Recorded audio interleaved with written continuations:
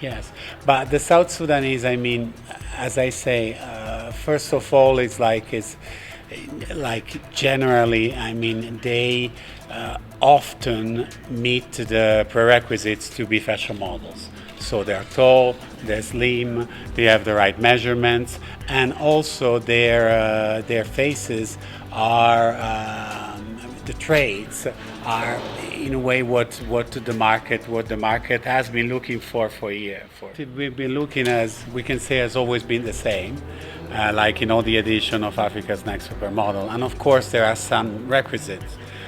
So like it's like the height, a certain body shape, the face also needs to be like remarkable. Like needs a face that is really unique. So in the end, when you're at the top level, your personality is going to be the weapon that gets you over the top.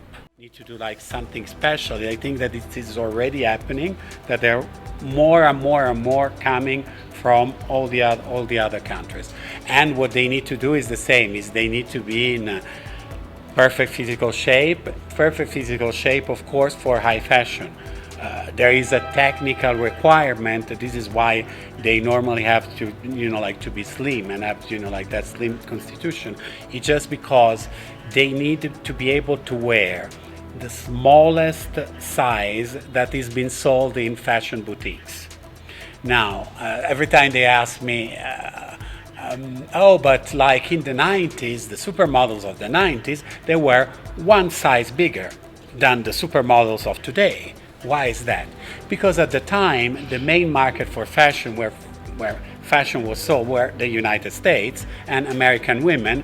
They are, like they're not as, like in general, they are not the same size as Chinese women. And now China has become the country where all the fashion brands sell between 30 and 40%.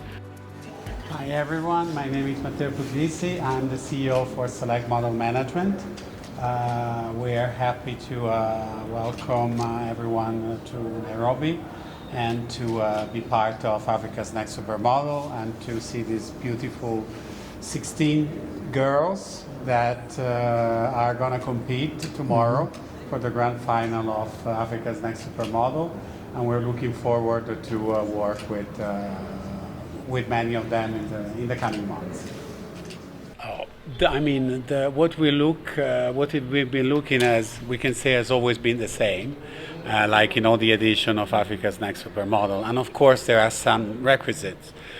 So like it's like the height, a certain body shape, the face also needs to be like remarkable. Like needs a face that is really unique. And all of this, like mixed together, needs to be enhanced by personality, because nowadays there are so many models in the world, in high fashion. The competition is fierce. So in the end, when you're at the top level, your personality is going to be the weapon that gets you over the top. Simply. So this is also why it's not an easy job to do, especially with with all our beautiful contestants, because they're just starting. So maybe some of them they're shy, some of them like they're just maybe just reserved, or maybe they like they don't feel like sharing much of their personality. So we need to. And it's absolutely fine now, but we need to guess that evolving in this business, how their personality is going to react when in front of the best fashion clients in the world. So this is the we can say the hardest part. So the first is just like aesthetical, and also like the way they walk, which is also like a component. Personality influences also the way they walk. But then, the secret weapon is personality in this job. So this is what we're also going to try to assess in this few days. What finally? Yeah, we had 34 actually. Yeah, we had 34, and we went down to 34. we normally like go down to like 15. There was like as there was an exec was like as every year. I mean, we like we went down to 16, which were the ones that got the most votes. So all the international agents here voted, and we made this selection. Yeah, it was not easy because, of course, we are a lot of international agents coming from different markets, different nations, so with a different sensibility of what every fashion market requires. So the taste is not always the same. Like the requisite what the market requires and prefers in each country, it's not always the same. So of course, the taste, as I say, like is not always the same. But I think we managed to do a really good recipe, like a really good sum up of the best of the best. So I'm really happy, and the quality is really they're great contestants, and they're as we can see, we all as agents start with new faces, but as brand new faces, they're readier than the most. Exactly. That's very exciting. I think for the last couple of years, we've seen so many South Sudanese. Recently, we've seen our Kenyan girls also coming up and taking also their place. Yeah. One of them being Takanyira, and that's why she's here. Being a Kenyan, and our Kenyan journalists who are here are very excited because we're also giving an opportunity to Kenyans. Could you tell us what is it about the South Sudanese and the rest of Africa, because that's what has been the mark internationally that all the scouts have been looking for, especially for the South Sudanese? Yes, but the South Sudanese, as I say, first of all, it's generally, they often meet the prerequisites to be fashion models. So they're tall, they're slim, they have the right measurements, and also their faces are the traits are in a way what the market has been looking for many years. This is also what you told, started the big revolution at the time with the ones of Chanel Nyaziaze, with ones of Aduta Ketch, Anokiai. Those three were the ones that really restarted it all, and they were all three, even if different, because the only one living in Africa was Chanel, but it all restarted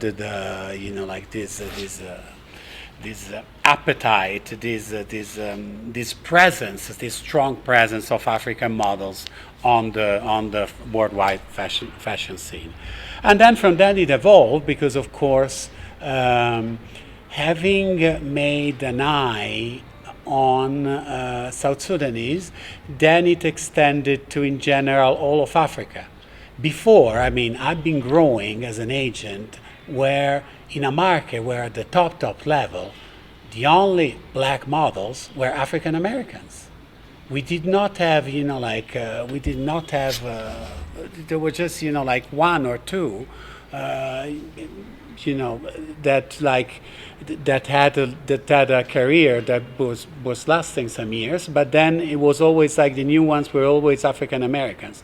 As of now, there are very, very, very few, almost none at the top level, of African American models at the top for fashion. So this really we basically, the market, the fashion market, the fashion brands started to look for black beauty in Africa, where black beauty was born. So it's a simple, it's as simple as this. And then with, having being the presence of black models on the catwalk being no more an exception, but like a rule, like a normal, like any other ethnicity, finally, clients started to look also in West Africa. in other parts, like some other like South Africans that like that became top newcomer like this season. So it's really like going all around Africa to look for the best of the best. And this is also what is great about Africa's Next Supermodel, that there are various contests in Africa, but this is the only one that is Pan-African, that is really bringing, the selection is really done around West, Central, East Africa, North and South. Of course, like it's Sub-Saharan Africa, but still, like we have like in the past, like, and still even like for this season, like applicants that come from Morocco, example, or Egypt. So it really is a Pan-African contest. I'm really, really proud to be part of it. But as I said, the prerequisites are the same. So it's not, there's never been like a national preference for South Sudanese or for national from South Sudanese. That it means that type of beauty was the most requested at a certain time, and this is already changed now because they're really going from everywhere. Like we have, as I said, we had like top newcomers coming from South Africa, coming from. We had like an exclusive for Balenciaga. She's from Senegal. So it's like it's really like coming all over the African continent now. So I think that it's already happening. It's not that like young girls from other countries need to do like something special. I think that it is already happening, that there are more and more coming from all the other countries. And what they need to do is the same, is they need to be in perfect physical shape, of course, for high fashion. There is a technical requirement. This is why they normally have to, to be slim and have, that slim constitution. It's just because they need to be able to wear the smallest size that is being sold in fashion boutiques. Now, every time they ask me, but like in the 90s, the supermodels of the 90s, they were one size bigger than the supermodels of today. Why is that? Because at the time, the main market for fashion, where fashion was sold, were the United States, and American women.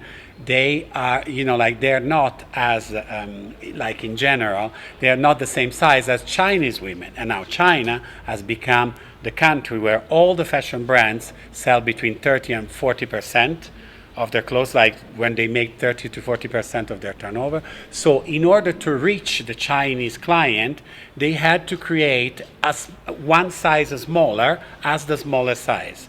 And models need to be fit what is called size 0, that is sample size, that is the sample from which all other sizes are made. Why this? Because sometimes they ask, why then don't you pick the biggest size? And you go like reverse. Because technically, when creating the clothes, the only possible way is to start from the smallest size possible that you're going to sell, and going like with the multipliers, like we would go with bigger sizes. An example, the first models were dolls. This is why also in France it's called mannequin, because they were dolls. And basically, at the time, all the clothes, the dresses were made, like custom made, but they were made on small dolls, like this, like 50, 60 centimeter tall. And from them, so that and of course there was not like for playing, there was like complete dresses, but then the client would choose and they would take the measurements and it was done like this. The modiste of Marie Antoinette, she actually went to the Trianon with the new clothes that she had conceived for Marie Antoinette with her little dolls. And then she would pick this and this, and then they would take the measurements and they would make custom order for her. So this is how fashion representation started, with dolls. It didn't start with, like 4 meter high dolls, but, like with 60 centimeters. It's we already have a big interest from casting directors. They're already like the main casting directors, like gently, kindly, slowly, they're like starting to ask, oh, wait, we've been seeing on social media this and that, what do you think? Da, da, da, da. So for the moment, we are not, I was talking with John this morning, we're not like replying yet, we're not like, like that, because of course this needs to be done after the competition. But this is an excellent sign that, the top decision makers in the business, they're already there and they're looking forward to welcome the winner and some, like other models that are coming for the competition. Because again, first season, you remember Marvella, she's great, she did, she had her Dior, and she had like a split Dior and Valentino debut. It was like a semi-exclusive for both. It was great, and so on. But that same year at the contest, we have, and I don't think even like in the top three maybe, was for a fourth or fifth. It was like Denise. Denise became like a top newcomer that season. One of the walks, she was like the most shows in Paris. And she had an amazing career. She did like several Prada campaigns, and Paco Rabanne and so on. She worked like with really like the best of the best. And this is like an example. And Taka is one of these examples. Taka was not the winner. She had an amazing Saint Laurent debut, which was followed then by a Valentino show. So with like two top brands, and she was like not the winner. She was in the top, of. But and she's having a wonderful career. So even like you say, this is also for the girls. It's like even if you do not win, it's not said that you're not going to be a top model very, very soon, very, very shortly. Because again, there are so many brands, so many casting directors, and some brands will like more one girl, some brands will like more another one. So I think there's a huge opportunity for every one of you to to make it as a professional in this business.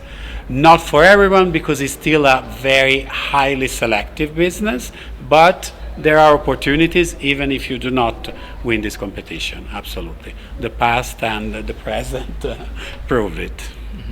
So, as you know, ISIS has Runway to Freedom, that is like a way to accompany the models after their career or before, if the career is not as successful, with giving a lot of insights and in accessing in other fashion professions that besides modeling. As we are a modeling agent and we're really focused on that. But the best way to go beyond, it's really to go beyond into the manager side, in the sense that every model agent is an agent, but it's also a manager of the model. So we take care of we give them financial advice, investment advice, immigration advice, and all those kind of things. And the best that we could do is that by accompanying them at 360 degrees, they might become such successful individuals and giving so much back to their original communities that they will become an example. I am so proud of all the families that there's nothing wrong in living in Kakuma, is a lovely place and so on, but those models that became top 50, that they brought their whole families, extended families of many members outside in Eldoret, that they're getting now maybe apartments in Nairobi for sisters or brothers who want to study at university, and everything that they're giving. And of course, this is made possible, yes, because we made them work as models, but also because we had them make the right decision tax-wise, which country should I be based. There was one of these models that came 2 weeks ago saying oh, I think I'm gonna be maybe I'm not supposed to say Yeah, because I mean I'm French, but I'm not supposed to say that. But she was saying like, "Oh, I think I'm gonna be based in France. Like I'm gonna like switch from the UK in France." And I was like, "Well, but you're actually based in UK. You have your like your residence there now switching. Have you compared like the difference, like in position tax, like for what is actually your job?" And she hadn't thought about it. So we sat down, I explained, this is what you're going to do if you're placed, like in the States now it's not possible because of, she's of South Sudanese nationality, but like this is if you're based in Italy, this is if you're based in France, this is if you're based in the UK. So these are the things. So according to where you want to invest, where you're actually going to spend most of the time, which markets we're working the most, this is what is most convenient. And we got to to a great, to the right decision. And this has been done, we told the models, black or Asians or Caucasians, like everyone. But this is important because it really like shows to the rest of the world that those lives were changed and not for 2 weeks. Those lives were changed for good, and all the lives around them were changed for good. If you think all about, just again an example on Kakuma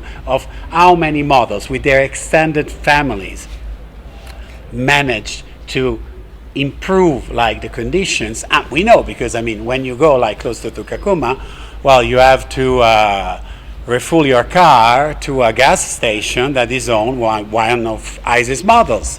You might go like to Kakuma village and go like to a shop that is owned by another model, like of ISIS that's coming from Kakuma. So this is just shows is like how much these, this has improved. And in those shops, in those gas stations, there are relatives of these, like models are opening like boutiques in Nairobi or, or investing in real estate. And this really like has an impact and gives the example and a goal to look to tend to for all the other young girls of any ethnicity in the end. My advice is like, again, like you show your personality, show your personality through your walk at the show, and be natural, and may the best win. But again, if you don't win, there's still like many opportunities for you in the fashion business as a model, or maybe with other professions. So it's just the beginning of a beautiful journey. Maybe you can mention what are they going to win, the winner?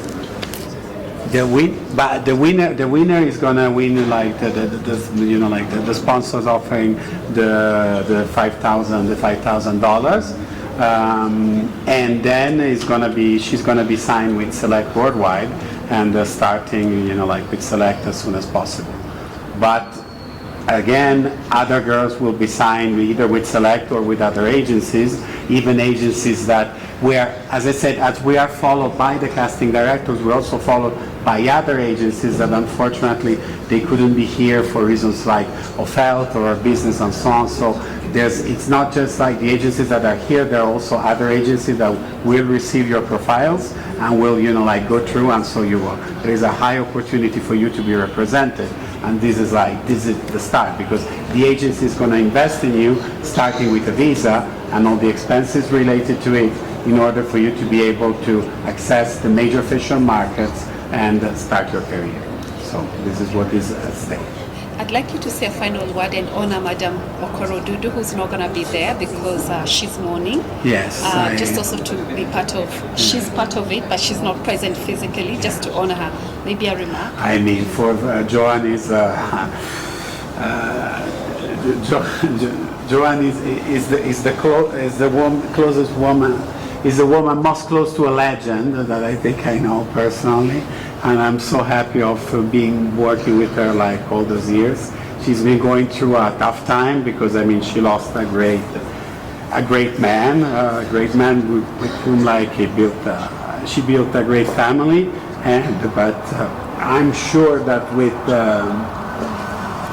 she's gonna show even more like the warrior that she is, and this is already showing in organizing this beautiful contest, and being a real fighter and taking really good care of every girl from ISIS that it was her own daughter. So this is what is special about her, and what this makes all this so special, and it's moving again because I was thinking when, like when you mentioned, Vice Marshal Okorodudu, that was here all this, supporting us, like he was always there with a smile, all the past, these past editions, and it's really gonna, miss. We're really gonna be missing him at this edition, but life's got on, and I'm sure that Joanne is gonna make an amazing job as she has always done. We thank you her so much for her strength. Again. We'd like to clap for Matteo.